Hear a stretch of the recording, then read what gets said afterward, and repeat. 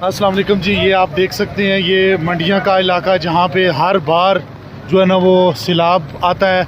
और ये देख सकते हैं फूड चॉइस वाले भी इस वक्त खड़े हैं, उनका बिल्कुल जो है ना रेस्टोरेंट डूब चुका है। ये देख सकते हैं आप, बड़े परेशानी के आलम में वाइपर से पानी निकाल रहे हैं, लेकिन ये वाइपर से पानी नहीं निकलता। ये देखें जी,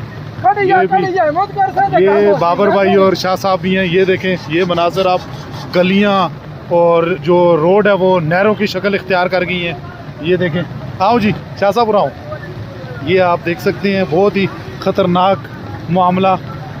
और ये अपनी मदद आपके तहत लोग गाड़ियां लेके जा रहे हैं, सिंजलियां बल्कि बेच रहे हैं। ये देखें माशाल्लाह, लेकिन क्या करें मजबूरी है। ये देखें जी, बेरोज़गारी भी है, इसलिए लोग जो हैं वो यहाँ पे बड़ा मसला बना हुआ है लोगों के लिए। ये पानी बिल्कुल रोड के साथ टच कर रहा है। ये देखें बिल्कुल रोड के साथ टच कर रहा है।